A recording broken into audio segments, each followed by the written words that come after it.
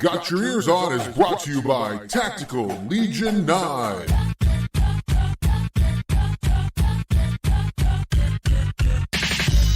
All right, everybody. Hello and welcome to this week's episode of Got Your Ears On. Guido here along with Scoot. Yo.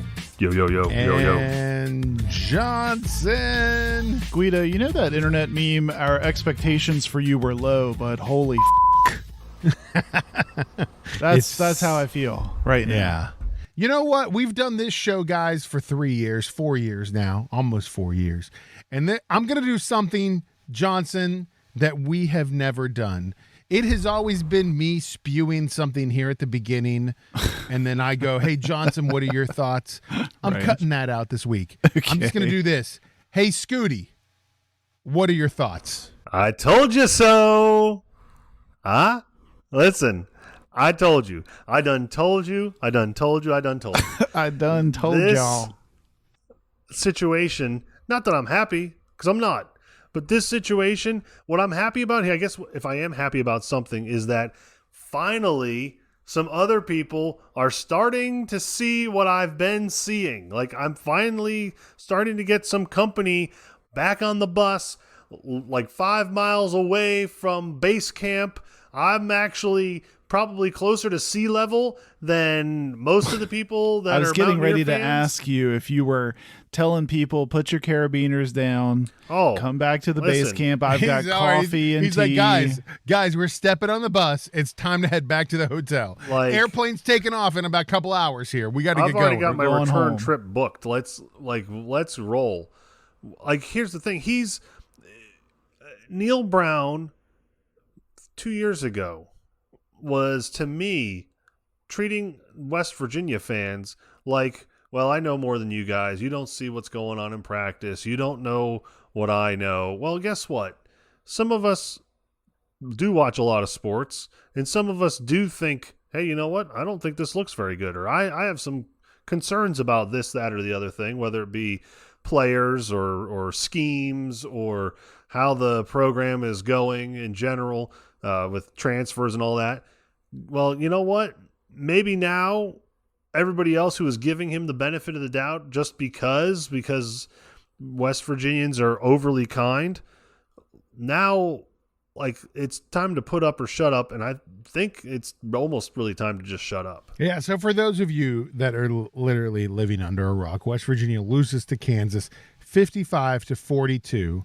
This is a game that I think all of the three of us picked to win. I think all of West Virginia fandom picked to win.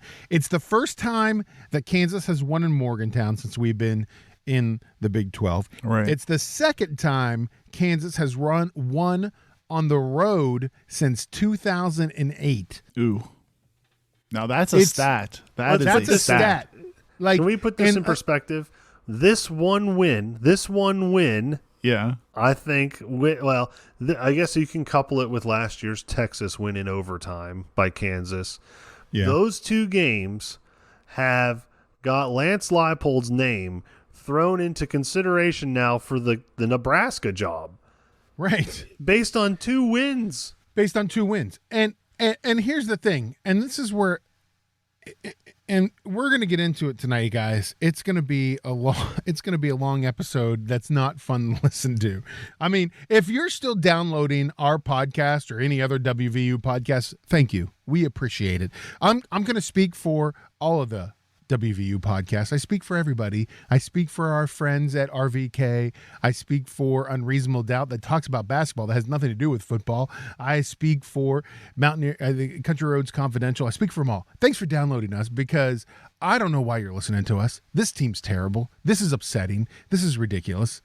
But Johnson, I will say, since we have been doing this podcast, since I've been a WVU fan, I have never been this frustrated after a loss. Well, Never. you know what it's hard for me to think of another time too, but I one thing, as I was trying to like go on about the rest of my night last night and try to go to sleep, and I was mulling it over today too, I was trying to think about this game, like what really bothers me the most about this outcome, because I think, Scoot, like, you get caught up in Kansas being on the front of that jersey so much. I was trying to get by that because not that they're going to be good, but just allow me to, I promise I'm going somewhere here. But like the Kansas team we saw Saturday, like if you lined up all the Kansas teams we've seen since 2012, since we had reason to pay any attention to the Jayhawks,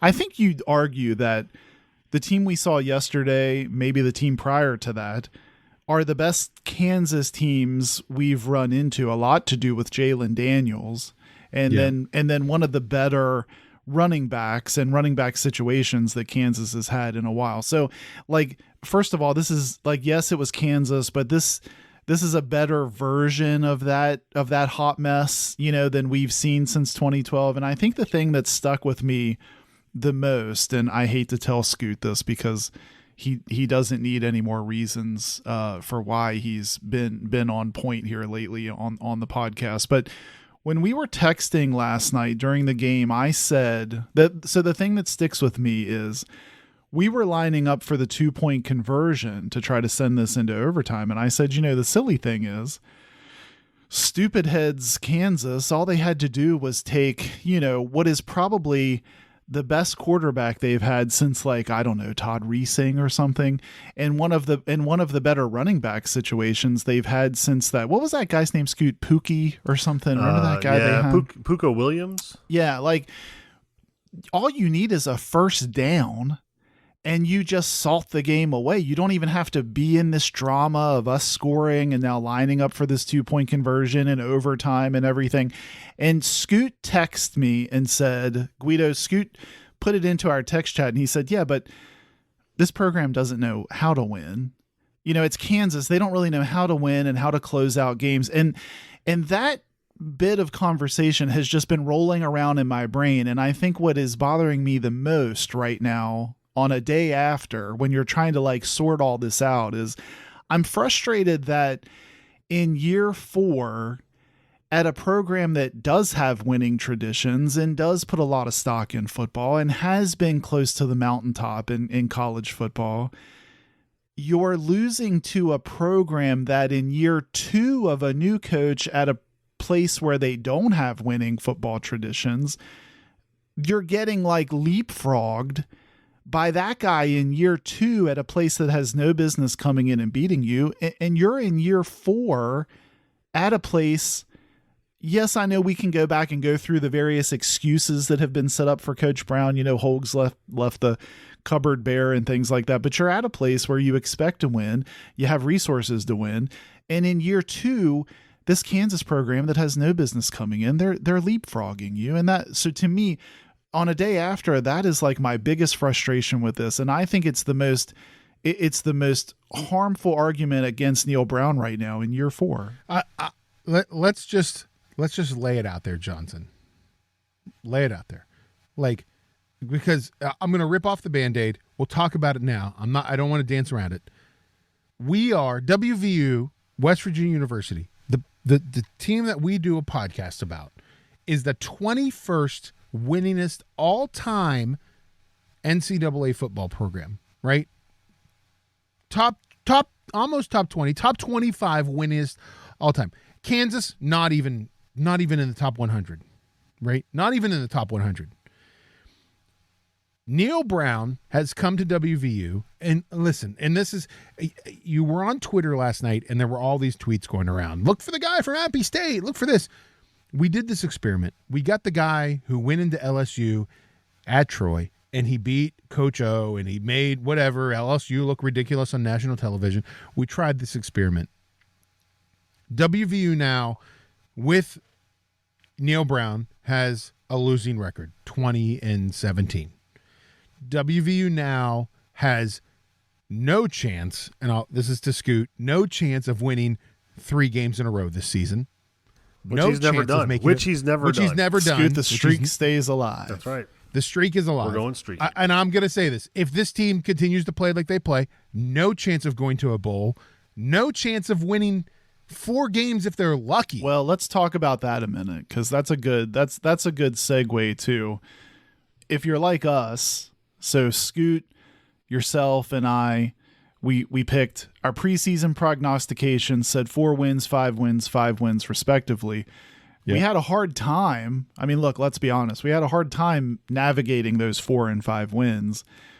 We solidly had Kansas as one of them. So now that you don't have that in your back pocket, I've gone from, and I want to hear what you guys think. So after Pitt, Scoot's going to smirk at me because I was still trying to be silver linings guy, right? Last episode, Scoot laid out like the three, like, the pyramid of West Virginia Bradley Fandom. Cooper. And like in the Silver middle, Linings Playbook. In the middle, you've got the Silver Linings Playbook people. And I was sort of like living in that area. And I was thinking, well, I liked what the offense did and the defense did enough in the Pitt game that maybe you go to Lubbock and you finagle a win. And I had picked later in the season, you guys did not, but I had picked later in the season, maybe you pull one off on Kansas State. And Scoot, over the weekend, we were talking about this. Kansas State goes and beats up Missouri. Now, how good is Missouri? I don't know, but they're an SEC team. Right. What did they win? Like they beat them by like 30 to points. 12. And 40 to 12. And Texas Tech, oh, by the way, beats Hogs and a Houston team that by all accounts everyone had ranked and thought was going to be a pretty decent team this year. So I've now flip-flopped from I had this hope of finding a 6th win to now I'm wondering, like, where does the league win come from? I think we had looked at TCU. TCU's 2-0. They beat so far Colorado, who I think has scored 2 touchdowns in 2 weeks.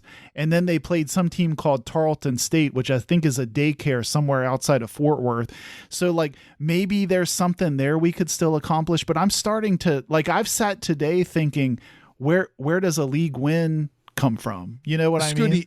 Scooty, is there a Big 12 win this season? Do you after Kansas, do you see a Big 12 win this season? I think we'll win one.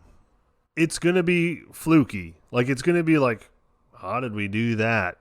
For me, it doesn't make people think, well, let's give Neil a little bit more time. He can do this. Look, if he could just do this every week, because he can't. He's proven that he can't do it every week. Like, he cannot do it week in and week out. So please, people, do not jump on the bandwagon if we win a game here. Like, people are gonna they do that, and I want to be hopeful for the players. I know it's not necessarily the players' fault if the scheme is wrong or whatever, but and you want to root for it because they're kids, they're college kids, and some of that is not necessarily their fault. A lot of it is how they've been trained, and they don't know how to win. We're getting to that point too where we're almost like Kansas, where we don't know how to win. Yeah, we're running it into the ground. But don't you guys think, like, Scoot, don't you think, so we're all, Neil Brown this, Neil Brown that. Shouldn't Neil Brown be pulling Jordan Leslie and Shadon Brown to the side and said, hey, guys, you lost half your defensive roster in the transfer portal. And, oh, by the way, you gave up 400-plus yards. It was a track meet to Kansas. Like, a lot of people were waking up this morning like, Neil Brown needs to be fired or whatever. Well, shouldn't like, do people just not know that Jordan Leslie is the defensive coordinator and Shadon Brown is the defensive backs coach, and so they're not getting their portion of this heat? Like, in Neil Brown's defense, shouldn't he be pulling them to the side and being like, sure, if he wants to hey save guys, himself guess an extra what? week or two, yes. Jeff Castile is now promoted to defensive coordinator or something. I mean, I'm just playing devil's advocate here. Like, shouldn't there be more heat today? Well, he's got to be proactive, but that we've not seen him be proactive yet. The only time he's ever been proactive, I think the heat was put on him to do something different with the offense this past year, like in the offseason. I think there was some heat applied to him because otherwise I feel like he's too proud. There's too much. I'm going to use a fancy word. You ready? He's got too much hubris. He's got a lot of hubris. Okay. Which is a false sense of pride. Yes, I'm familiar. I think he wants to come across as folksy and humble and down to earth. Maybe he is. But a false sense of pride in your friend to coach the defense? Yeah. Like, what do you think? He's brought his buddy in. That's his buddy from Troy. Like, I think that's if you notice, we're keeping the Troy guys. But don't you agree that if you lost half the defensive roster, wouldn't that be like in the offseason, wouldn't you be like, hey, we're going to take a close look here at the staff, and then through 2 games, if you're just like, we had 500 yards of total offense against Kansas and lost by 13. Now I realize one was a pick six, but I mean, still, like, what wouldn't you expect today? People on Twitter, everything's aimed, all the guns are aimed at Neil Brown. Wouldn't you expect some of those guns to be like some of that firepower and that heat to be directed at those guys? Does Neil Brown, you would think, I would think, Scooty, that you come out of yesterday, you come out of this weekend, and you let Jordan Leslie go, or you make some changes on the defensive coaching side to help save your job if you're Neil Brown. Right. I agree. He thinks it's a you problem. He doesn't think it's a me problem. That's, I think, some of the issue. I think he thinks that guys didn't execute, guys didn't do this. I don't know that he thinks it's like, hey, I need to fix this. I think this is my – because if you listen to his press conference after the game, it's no different than if we win the game. Like, it's the same. I haven't watched the tape. We were not in our lines, or whatever garbage he was spewing about the defense, and we didn't get lined up. We weren't getting lined up.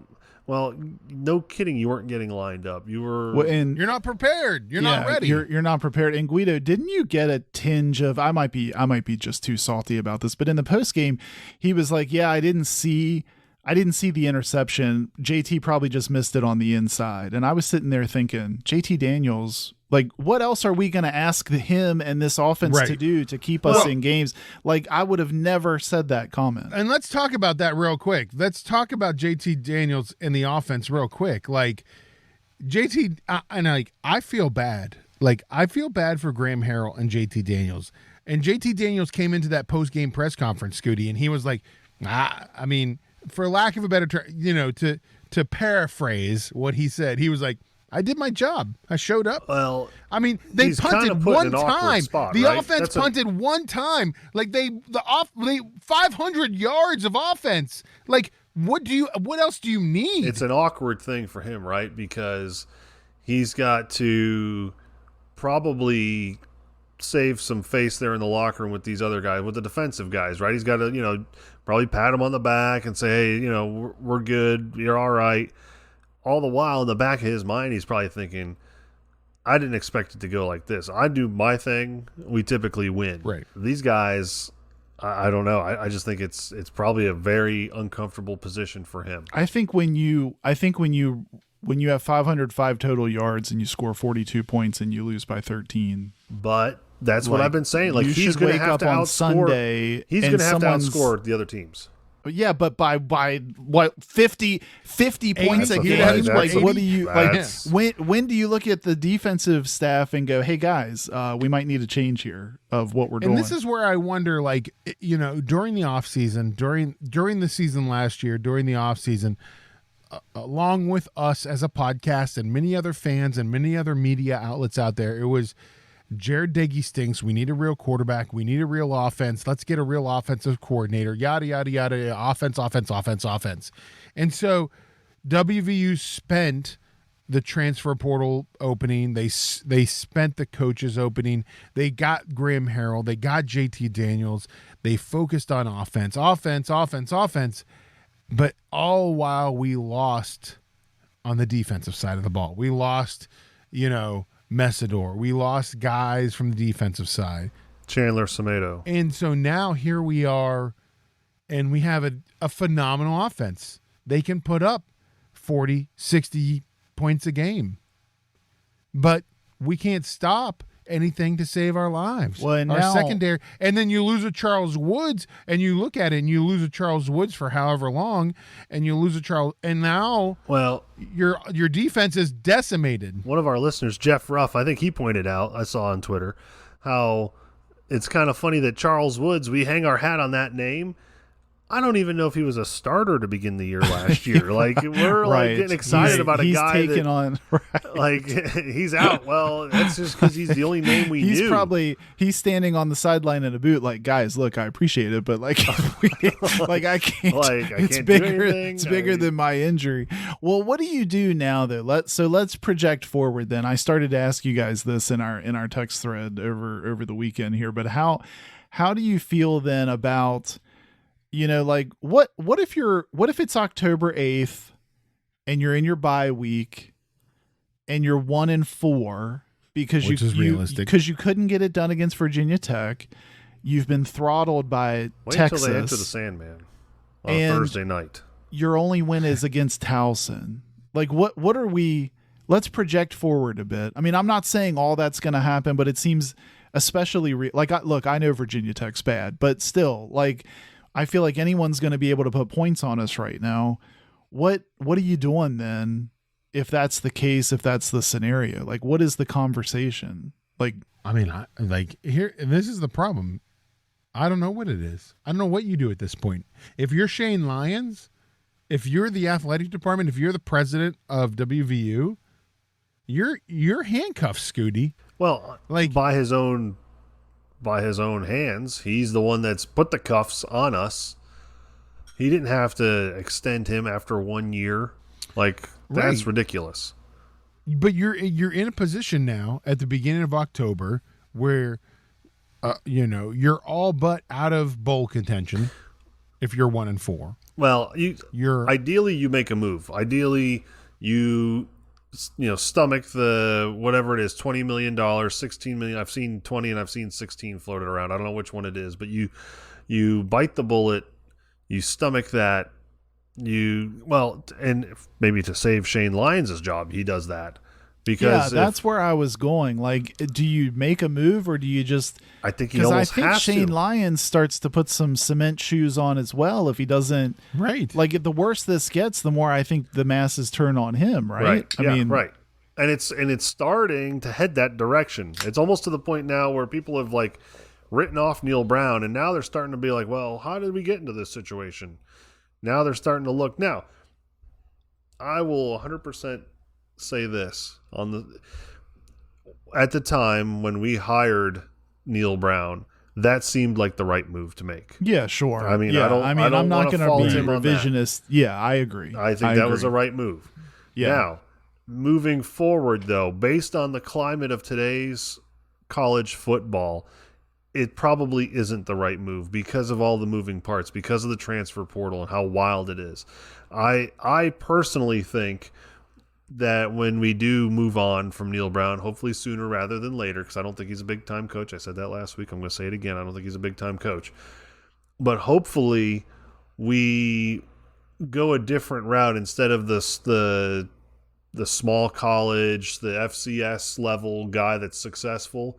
Because I think the recruiting part, while yes, we're getting some recruits, we're not getting the right level of recruits, I think, is some of the issue. Right. So maybe we go the route of a either former Power 5 coach or a coordinator or a current Power 5 assistant coach. Somebody that's let me recruited ask at you, that level. Thinking about this seriously, guys, like looking at what's happened over the last 4 years with our program, looking at where we are now, looking at what's happening in the Big 12 on a whole, Texas and Oklahoma leaving, what we're getting is not anything to write home about. Overall, like, do you feel like we're putting the program, the WVU football program, I mean, maybe not all athletics, maybe not basketball, maybe not baseball or soccer or, rifle, but are we putting the football program now on the back burner? Are we relegating ourselves to being a mid-major team? Well, I think what you're doing, I think what you're risking here is if every conference, like in the Big East we had Rutgers. In in the SEC they have Vanderbilt. In the Big Ten, pick a few, right? You've got like Northwestern but they beat Nebraska. I guess right now it's Nebraska. So like if the Big 12 has Kansas and Kansas has decided they're not going to be as Kansas-y anymore and they're going to beat you, and then you're looking at your schedule and you can't figure out where your league wins come from, guess what? You're the new Kansas. Like you're the new that team, quote unquote. So that's what I've been thinking about too. Like to me, Neil Brown. And so a lot of people, the conversation on Twitter, and I think they're probably right. We're sitting here talking about a coaching change and I'm saying, what do you do on October 8th if you're 1-4 and stuff? I think it's more than likely even though I would like to see a change. Don't you feel like it's more than likely you not only don't see a change this year, but you're with Neil Brown next year as well? Don't you agree. feel that that's the more likely scenario? I mean, I could be wrong. I don't agree want to 100%. I don't want to be toxic to Neil Brown, but like, what if this plays out and you go like, 2-8 in conference or 2-7 in conference or something like that, and you're now just cementing yourself. Like, can you afford? I guess where I'm going is, can you afford to go through the rest of this season and another season cementing yourself as the team in the conference that is just expected to be the worst? Can you do that? Well, we're not an Alabama. We're not an SEC program. $16 million is still a lot of money. Yeah, right. To this You're not just program. going to shell that out. So, And at the end of the day, I mean, listen, and this is more on the fans. This is more on us than anything else. Where are we going to go? Right? Like, where are they going to lose us, Scooty? They're not. That's the problem. Yeah, and so fans aren't that's going where anywhere. West. Yeah. No, that's the fans aren't going anywhere, and that's where West Virginia has the advantage. That's where the university has the advantage in this, because mediocre season or not, yeah, will we complain? Will there be podcasts like the three of us chooches talking about this stuff? Absolutely. But at the end of the day, are they still selling flags for people handing out by their house? Are they still selling hats and T-shirts? Absolutely. Yeah, and everyone's still going to watch. I mean, come on. We're not going anywhere. I mean, it's not like we got any. It's not like we're going to. Listen. It's not like we're going to turn to the turds. Like, we're going to watch. We're going to watch WV. Yeah, people aren't going to go anywhere. Now, look, 7 people, I think somebody, the Smoking Musket account or somebody tweeted, like, there might be 7 people at the Towson game, and I think that's probably accurate. But, like, the only thing I can, and maybe that's the odometer you use to gauge this thing. Like, if we come back, so I'm talking about, like, October 8th, and then, you're coming back against Baylor. If like, Baylor, TCU, Kansas State, if these home games start averaging 45,000 people, then, maybe you see Shane Lyons like, oh my gosh, like I'm losing the, you know what I mean? Like it's a market change. I got to do something here. So let's take a look real quick.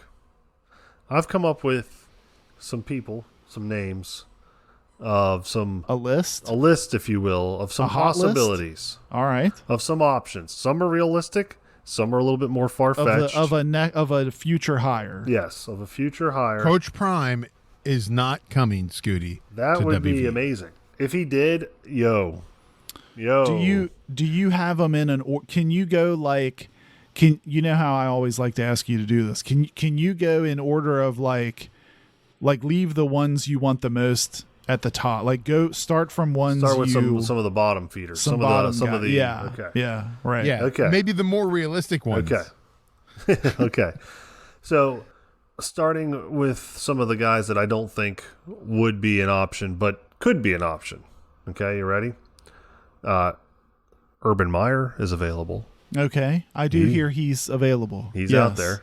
I hear that. He's been working close to West Virginia before. Yeah. Yeah. Right. You've got, I'll throw a name out there, Bill O'Brien. Okay. Bill O'Brien is offensive coordinator for Alabama. Right. Could be looking for another head coaching job. Throwing that out there. I will throw out. Bill O'Brien had Penn State ties. He was the one that took over after Paterno. And he was NFL, right? Yep. He was. Yeah, he coached with Belichick. He was offensive coordinator for Belichick. Then he went to Penn State for New England for years, and then he went to Houston. He went to Penn State. Then he went to Houston. And he was head coach of Houston for the Texans for a couple of years. Right. And now he's back at. He's in college. He's the offensive coordinator at Alabama. But you're thinking like Penn State-y. Maybe he's interested in just getting back into being a head coach again. Yeah, okay. But regionally, right. Like maybe that makes sense. Okay, all right. Manny Diaz, another regional guy. Right now, he's the defensive coordinator currently for Penn State. Former Miami coach, didn't go over very well in Miami, but that's an option. Will Muschamp. Now that's interesting because Will Muschamp was ousted at South Carolina, right? Yes, and before that he was at Florida. Isn't He's the guy that, like, when he's ordering his breakfast, he's screaming at the waitress, right? Like, isn't he that guy that's like his temperament is just every time you. He is not a calm and cool kind of guy. Yeah, like every time you see a shot of him on the sideline, he's ripping someone's face off, right? He is. He is like the anti Neil Brown in that He's regard. I feel currently like. the defensive That is very coordinator true. at Georgia. At Georgia. Okay. The problem is he went to Georgia, so I don't know how interested he Right. would be to leave. Sure. Coach Ed Orgeron. Okay. Yeah. I would love Coach O to come to Morgantown. I mean, just for the People just would, for like the night at Kegler's, just Yeah, for the right. Coach Could you O show would imagine be Roe worth. and Exactly. Hugs together? Holy cow!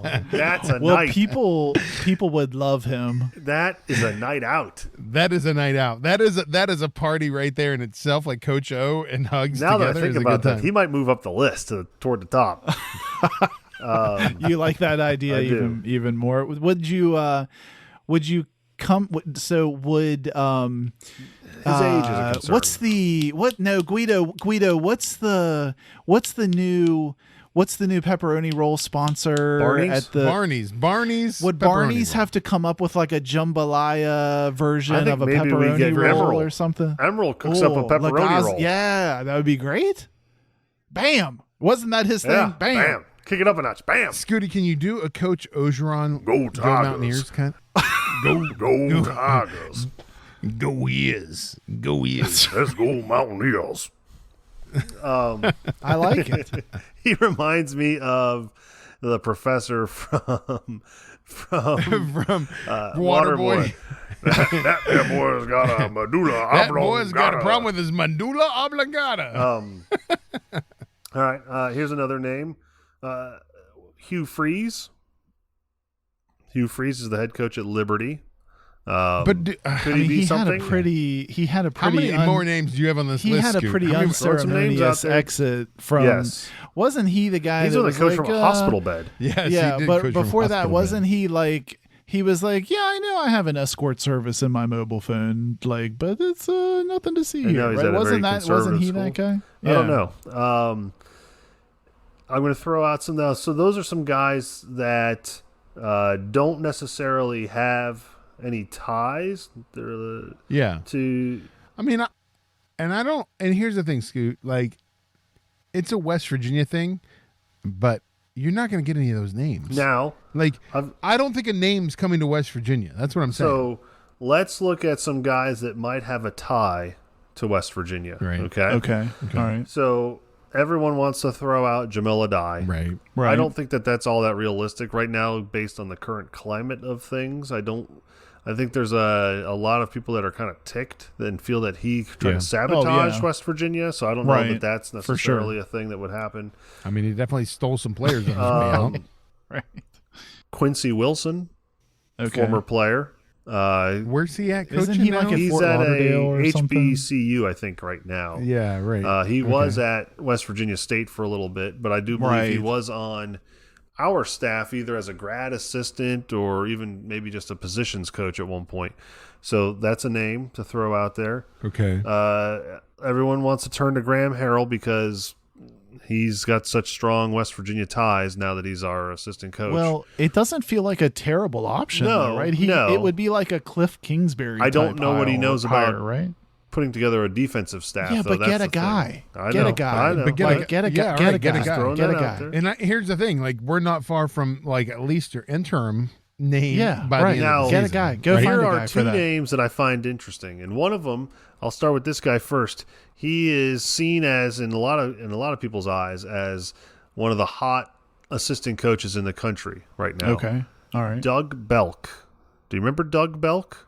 No. Coach I'm gonna for be. I'm gonna be Holgorsen. honest. He was on our staff at West Virginia with Coach Holgerson.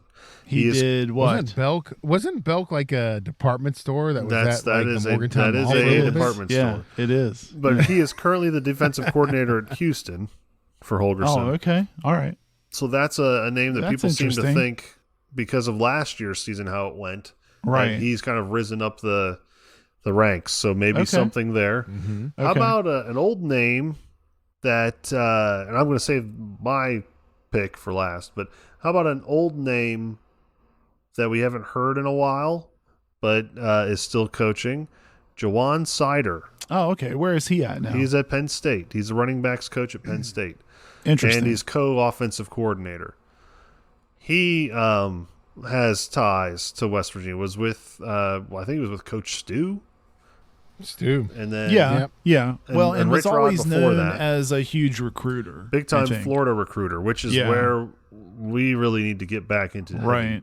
Scooty, can I at least announce the elephant in the room? Yes. If you would allow. So this week, WBOY had maybe it was, I'm sorry, WBOY, it wasn't you. I think it was WDTV, competitors there in North Central West Virginia when it comes to, news. I think WDTV did an interview with a certain coach that's from the Clarksburg area, a Harrison County boy, Not coming. who had a rough weekend, by the way, had a loss to Appy State. I mean, Jimbo Fisher said he would never say never. Well, why was why was he being asked that question? What was the context of that? And here's the problem. Here's the thing about it, Johnson. Not even why. Like, I get why he was asked that question. Like, you're a West Virginia reporter. You're talking to a guy from, a guy that's from the area. Yeah, sure. Yeah. The whole like North Central West Virginia,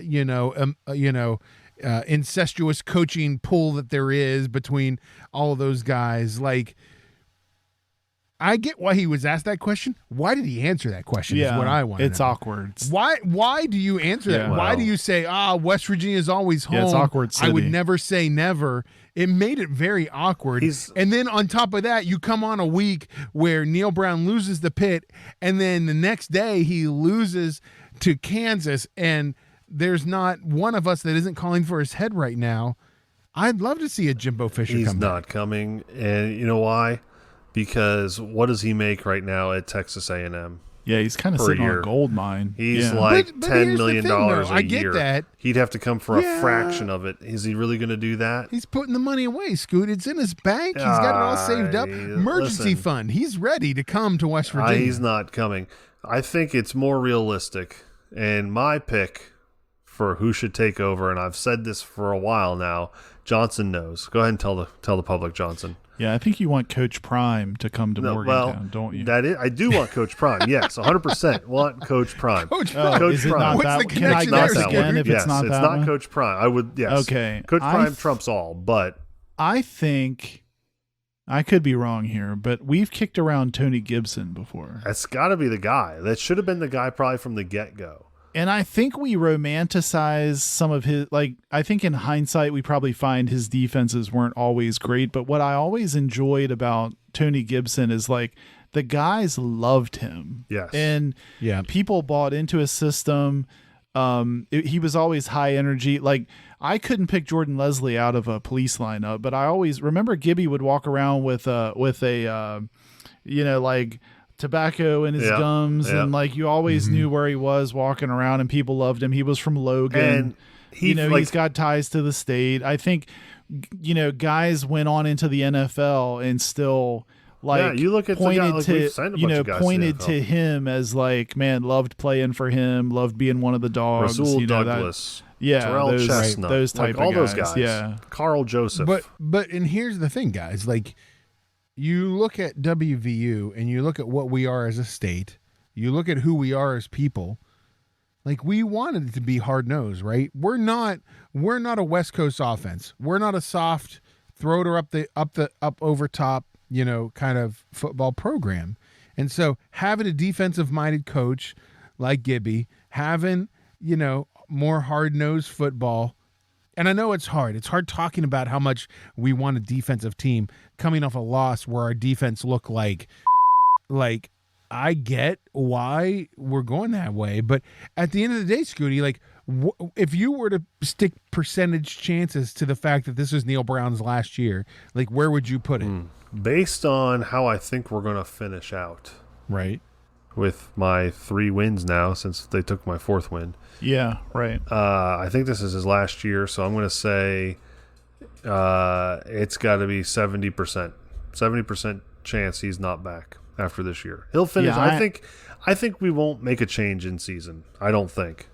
Right. I don't think we will I don't either. feel like we'll do that either. But I feel like it's better than 50% chance he's not here for next season. And see, guys, here's the problem I have, and maybe I'm just the negative Nelly of our group, but I think Neil Brown's back for the 2023 season. Well, I think that they look at it, and I think two things. One is they look at he may or may not, but he gets a late season. I shouldn't have got it, but I got it win over fill in the blank, right? And then he has this halfway decent recruiting class going into next year.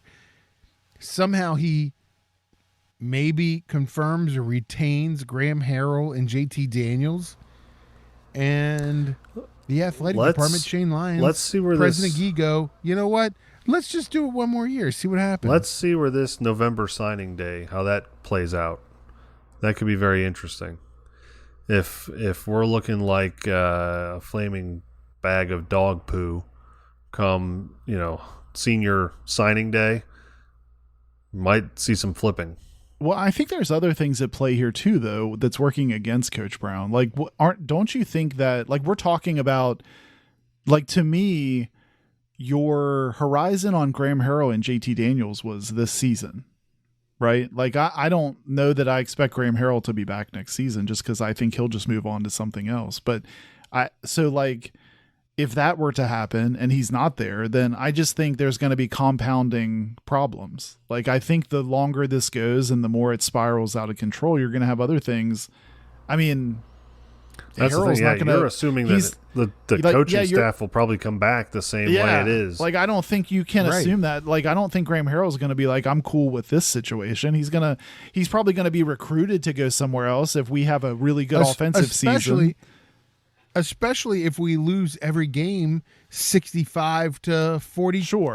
Yeah, and I just think, like, so again, maybe to finish out where we started here, like, Scoot, you were saying a total of 4-8. Guido and I were 5-7. If I look back at my picks now, at least right now in the moment following a Kansas loss, I'm more apt to say we go 3-9 now than 5-7. So you know what I mean? upsetting. Like, I feel like that's very realistic based on what I've seen through 2 weeks. How do we, Scooty? Like, how does this happen? This is where I'm confused on it.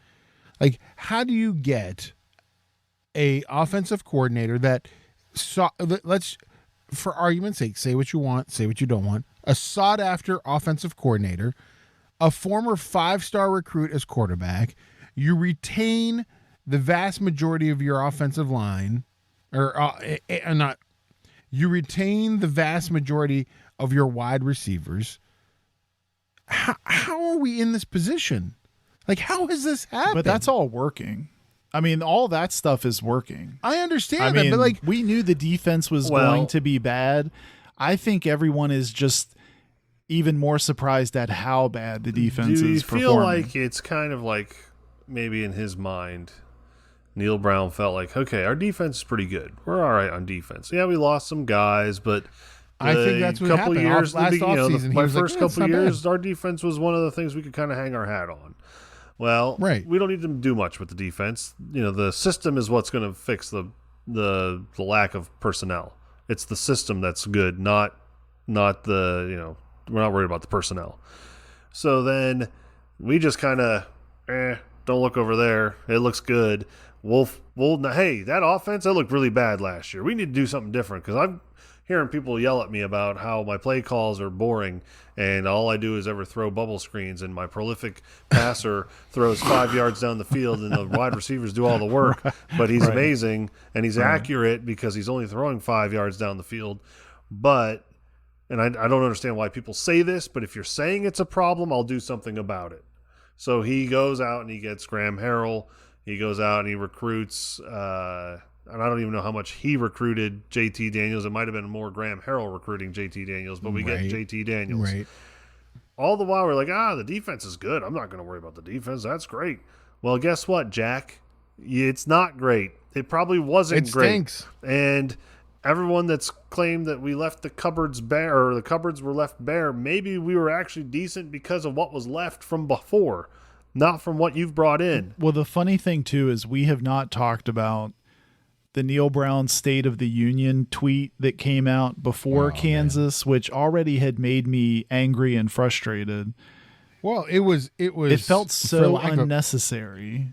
It was cringeworthy. It was cringeworthy. Like, I think I texted you guys, and I was like, it feels like he's being held hostage somewhere in like a hut in Fallujah. Well, and it's like if you feel the need to do that, then you really have no idea what you're at the helm of right now, right? Like, we're not going anywhere. 100%. Fans aren't going. You don't need to come on Twitter with some cringy video asking fans. You don't need to try to. We're there. Like, you don't need to try to win us. I mean, over. I could make a long list year to year of what I think could potentially be wrong with the football program, and I could make a super long list, and nowhere would you ever see me writing down fan engagement or fan support. Okay. So don't, 100%. There's absolutely no reason for you to come on Twitter and put that video out. And what are you going to do now? You asked everyone, hey, look, we're fighting. We're going to right this ship. We're going to get this going. And Guido, I don't know if you remember this, but we were drafting our fantasy football teams that very evening. And you said, come out and beat the out of Kansas. Let that be your statement. Don't put out a statement. Right. Just come out anything. and win. Just do and it. annihilate Kansas, and let that be your statement. And then you're good. So like that whole thing now in hindsight, like, so if you take that video communication and now you layer this on top of it, it just feels like a train wreck. Like, it just feels terrible.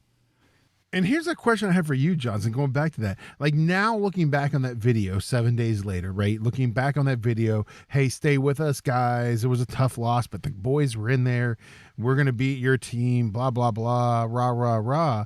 Like, looking back at that video, do you think he was like, oh, man, I got to say something because Kansas is going to beat us? Well, now it has this, like, I think now you can frame it in a guy who's looking ahead at the schedule and going, oh, crap, if they're acting like that after this opening day loss, and I've got a long road to hoe here. I need to be out here politicking for support. It just feels terrible. Like, so, Scooty, like, is there, like, we lost to Pitt. It was a good game. It was a tough fight. I think all of us came out of that Pitt game and we were like, well, he kind of lost it. The 4th and 1, blah, blah, blah. And then you come into this Kansas game and you're like, what are we doing? Is there any chance for Neil Brown to save his job at this point? Like, what would he have to do? 10 games left in the season. What would he have to do to save his job at this point? Well, and keep in mind, Scoot, too, think about WVU Twitter coming into this season like, hey, 6 wins isn't going to cut it. You need to go 8, 9 Well, wins. how about all these yodels out there on Twitter? What are you talking about? Like, on top of that, Shane Lyons said that. Like, Shane Lyons said in a preseason interview, I think with Learfield or one of them, Shane Lyons said, we won 6 last year. We're expecting a better season this season. Well, I go back to all these. Shane Lyons has already put how about that, all these yodels who've been down. clamoring before the season started that we were going to be 10-2, that we're going to be 9-3. Yeah, I This feel is an sorry 8-4 for. I feel team. sorry for those people. We're not getting any respect. We shouldn't be picked 6th in the Big 12. We should be picked, in the top 2. Texas isn't that good. It's between us and Oklahoma, maybe Oklahoma State. Like, you're freaking clowns. Okay, you're clowns, folks. There's a bunch of you out there. I am sorry if I offend you, but nobody in their right mind from the get-go saw this as a team. That's the sound of subscribers unsubscribing from our podcast. Listen. Click, click, click. Thanks, Listen. Scooty. Click. Nobody, Click. it's false sense of hope. Like, I want you to be realistic. Be realistic. Nothing we have seen in the last 4 years should tell you that this guy is going to win lots of games. Nothing. Well, I don't think we get the in-season change, but do you think there is an in-season assistant change possibility? No, I don't think he does. He does. No, I honestly, Johnson, I don't feel like there I think is. it's a sinking. I mean, If I would Virginia- imagine. And if here's the Virginia thing. Tech, Here's the thing. who Ooh. just managed, I think, 155 total yards in a win against Boston College, comes out and boat races us with Grant Wells to the tune of like 400 yards. You're telling me you're not gonna have an in-season assistant change? You're telling me that? I mean, I don't know. If you go to Blacksburg, Enter Sandman plays, and Grant Wells, West Virginian boat Grant Wells. yes, boat races you, and Virginia Tech suddenly has an out. You know, they have no offense I right don't now, wanna and get- they go for 38, 40 some points. You're telling me there's no change at the assistant? I don't think You're we telling do. me that. Can we shelve it? Can we shelve it, Johnson? Can we shelve it? I still don't Because think just we do. think, I don't like, think we do. You're gonna have torches and pitchforks. I think you're right. I think Morgantown burns.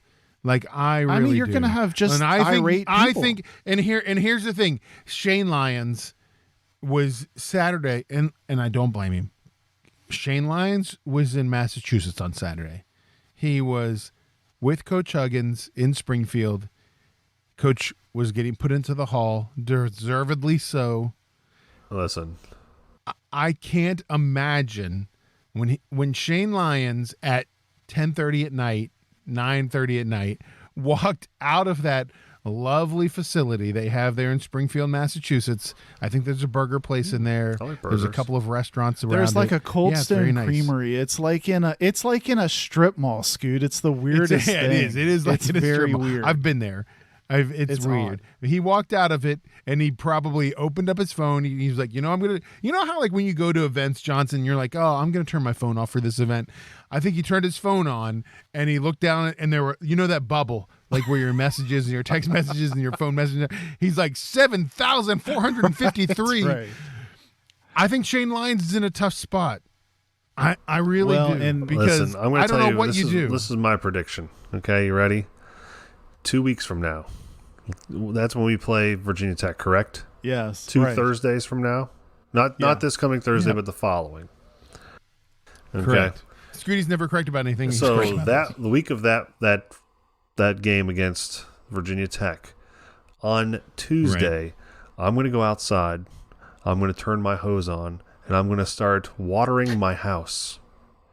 I'm going to start hosing down my house in preparation. to combat the fire. Yes, Yeah, in okay. preparation for what's about to happen. Just wet everything. yes, I'm going to down. hose it all down. Wet it down. I'm going to try to start my own fire line because it could get. Did you see the pictures of the blue lot after It looked like a the Kenny game on Chesney Saturday? concert at Heinz Field is what it looked like. It did. It was like That's a exactly sad what it looked like, Scooty. dystopian movie photo. Or It looked something. like if you watch that documentary on Netflix about Woodstock 99, that's what it was kind of like. It was like the garbage people stopped doing their job and just started listening to the music.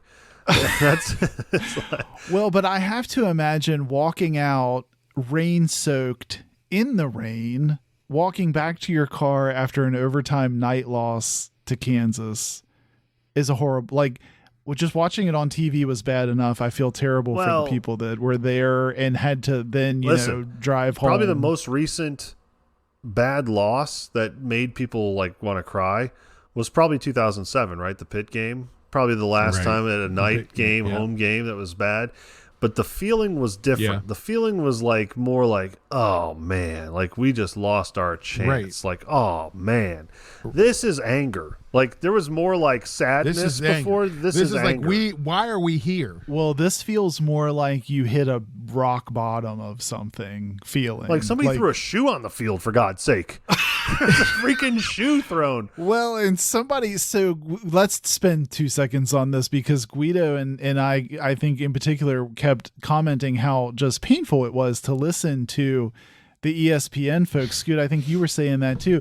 And was and rough. during that whole stoppage, the guy, I don't know who that guy was, but he did make me laugh though because he was like, looks like a nice shoe. Looks like a really nice shoe. You Somebody's know? not only Wasn't a he's crappy like, well, shoe. not only are they It going to was be a good angry, but they're going to be shoe. walking Like home somebody wet was- and with one shoe. somebody was willing to give up a nice shoe for that. At A first, nice I thought it was a logo. player's Like, cleat. yeah. I thought, what happened? This player's cleat fell off, and Yeah, nobody's that was claiming my it. initial. Yeah. Here's the thing, guys, and I'll say this: like, we have done this for years, and there's tons of websites, there's tons of other, none of us are, well, few of us are, but none of us are like, holders of media passes. We're just fans having podcasts and websites and whatever. And this is the first time in the 4 years that we've done this, guys, that I have gone through. I've spent the time, and I've gone through all of them. I've gone through everywhere from, the earsports.com, the Mike Kazaza and Chris Andersons who hold press passes and get to ask coach questions, all the way down to us and the Brad Smiths and the people who don't get anywhere near the stadium with a press pass. And we all have the same opinion. Like, we went through this whole phase where, like, there were people like, oh, he sucks, and there were people, oh, we're not happy, this is a bad choice, whatever. Like, we all hold the same opinion now. Like, we all hold the same opinion of, this is the wrong direction. This may not be the right coach. This may not There's be no the right may. answer. Come on. He's not the right coach. Like, he's not the right coach. He's not. And so, like, now what happened? Like, we've been in this, and we've been in this rebuild since 2019. What's next? Like, how long does this take? And I know, and we didn't talk about it, guys, on last week's show. It is good. The NCAA announced they're going to a 12-team playoff. That's, you look at it. Things got to change if we got a chance at being in the top 12. Well, but here's the thing, Scooty. You say that, but you look at it, and it does add a little bit of parity finally to the NCAA, right? Because the NCAA's been 5 or 6 teams at the top, and who's going to make the playoffs for the last decade. And now you've got this situation where, okay, we spread the wealth a little bit, and maybe it helps recruiting, and it helps the NIL sitch a little bit. And so now, instead of it, we say top 12 teams are getting in, but maybe, realistically, there's 24 teams that have a shot at playing in the playoffs. And so that helps soften everything. So not every amazing player goes to Alabama or Georgia or wherever, you know what I mean? So I think it's good on a whole for the NCAA. The problem is where is West Virginia in that conversation, And we expected, like, with Texas and Oklahoma, Johnson, moving out of the Big 12, and the chance that we weren't going anywhere else to begin with anyway. But you would think that WVU would be one of the, quote unquote elite programs of the Big 12 with Texas and Oklahoma being out. And it doesn't look that way right now. you'd like to think of us in that regard, but that's not where we are. And, I think our buddy Jake Lance over with the Smoking Musket crew, he even had a breakdown that I forgot. We were talking about buyouts because the buyout sort of the buyout like steps, it like stair steps as we get through his tenure. Coach Brown contractually is with us through 2026, gentlemen. So, we're talking a $16 million buyout if we try to do it, at the end of this season. But that's because it works its way down to like 8 or 9 million. Thanks, Shane. Like in 2026. So that's why I think this is just a really tough situation. And even though we are having that transition out of Texas and Oklahoma and those other teams coming in, I think you're positioning yourself. Those other teams have to be looking at us on a future schedule. Like, what are they scared about? But if you get a chance, and where there's links in the show notes, go to our website, gotyourearson.com. We've got links to, what Brad Smith, what Jake Lance, what Mike Asti, who is the writer for WVU Sports Now, like all of those guys, what they had to say about the state of Neil Brown and the hot seat that he's on now. Because you can't deny, after a loss to Kansas, Neil Brown's seat went from, maybe it was mild, maybe it was like a little bit of sriracha on the seat, to now it's almost like full on ghost pepper on a seat now. Like it's hot. Like there's no way that it's not. So definitely check out some of those articles. Check out. And, on top of everything else, I mean, Towson aside, and I hate to brush away a Towson game against an FCS school, but like Virginia Tech goes in and beats BC this weekend. Not that BC is a great team.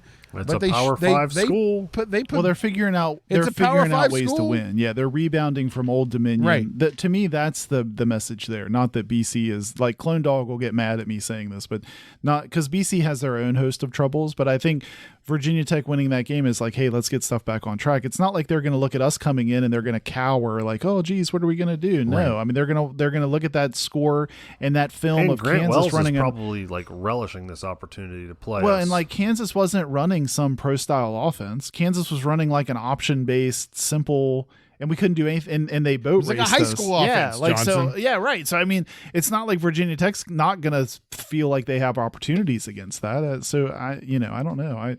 I don't think you can assume anything in that game. WVU now faces Towson on Saturday, back in Morgantown. 2 home games in a row. That's always good. The game is at 1 p.m. It's on ESPN Plus. 1 p.m. is a weird kickoff for a college game, by the way. Can I just say that? Well, and it's family. It's family day, coincidentally, which feels weird because it's like, hey, kids, go out with mom and dad and listen to them cuss about how mad they are all day at the football team. It's family day. A couple of other things we do need to put into the podcast this week, things that happen in the world of WVU. First of all, sad to say, Frank Signetti Sr. Passes away at the age of 84, former WVU head coach. One of the, he's like, the fifth coach ago. I mean, you had Frank Signetti. After Frank Signetti was Don Nealon. After Don Nealon, you had Rich Rod and Stu. Yep, So it's not like he was that long ago. I think he the bridge for us between Bowden and Coach Nealon. So, yeah. Correct.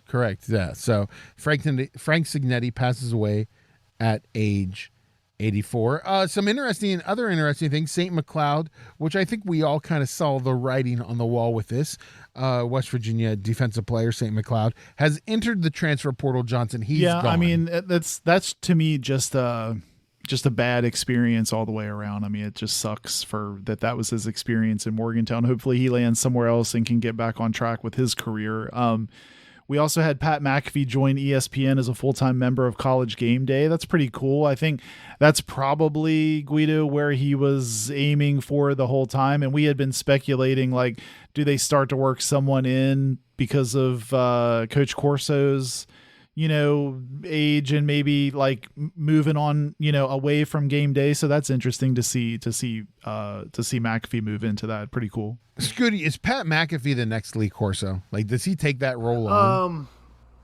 Yeah, I think he does. I think he's he'll probably run with this. He does everything he touches kind of turns to gold right now. So I see Pat doing very well. Yeah, and I have maybe the biggest announcement, Scoot. I saved this one for last. I didn't text this to you earlier. I know exactly where you're what I'm going gonna with say, this, Guido? too. So, Scoot, you'll be happy to know. I don't know how it wasn't already, but Chick-fil-A is now the official chicken sandwich of WVU athletics. Did you know that? Did you see the tweet that WVU put out with Coach In Neil the Brown drive-thru. going through the drive-thru? Yes. No. Yep. Shane Lyons at the counter specifically ordering the official like when he walks up to the cash register, he says, "Hi, I'd like Hopefully they got rid of the pickles. I'd like the official chicken sandwich of WVU athletics." I just thought you'd be really happy to know that, Scoot. I know you're such a big fan. You of are Chick-fil-A. huge. Like, this is like you're going to be looking for some merch that's got the logos combined. You want those two logos on the same shirt, like Cincinnati, yeah. like the Bearcats, like a golf hat or something. Well, and how about Scoot? September 10th is now officially known as Bob Huggins Day in West Virginia. I like that. Pretty cool. Yeah. Yeah, I mean, how do we not finish the podcast tonight? His talking gold about chain being Coach- out with the Coach gold Huggins jacket or the whatever, and the his orange gold jacket. chain. September 10th, WVU loses to Kansas, but September 10th is now officially Bob Huggins Day in West Virginia, as Bob Huggins gets put into the Naismith Basketball Hall of Fame in Springfield, Massachusetts. we've been talking about this for years. How's Huggs not a Hall of Fame member? He gets put in. It's unfortunate that it comes, and Johnson, we've talked about this, it comes after a year where they stank. It stinks. Yeah, it's bad timing. But I think it's so well deserved, and I thought it was great that in his speech he was saying kind of like, an acknowledgement of all the guys he's coached, saying that he loved all of them. I don't know how you can't like that. I know everyone that has played for Huggs always says how much, that's impacted their lives. I love that. And I think people attending the Kansas game said the biggest ovation of the night came when they put Huggs up on the big board and showed some of his speech. So I thought that was cool too. Yeah, I heard the same thing, Scooty. Like, at the end of the day, people were more excited at the Kansas football game that Huggins' speech was up on the Jumbotron there at Milan Puskar Stadium. I just hope that Coach Huggins can put on the court a team that at least makes us excited this season, because people might be looking forward to basketball season a lot earlier than they thought they were, maybe. Correct. Yeah.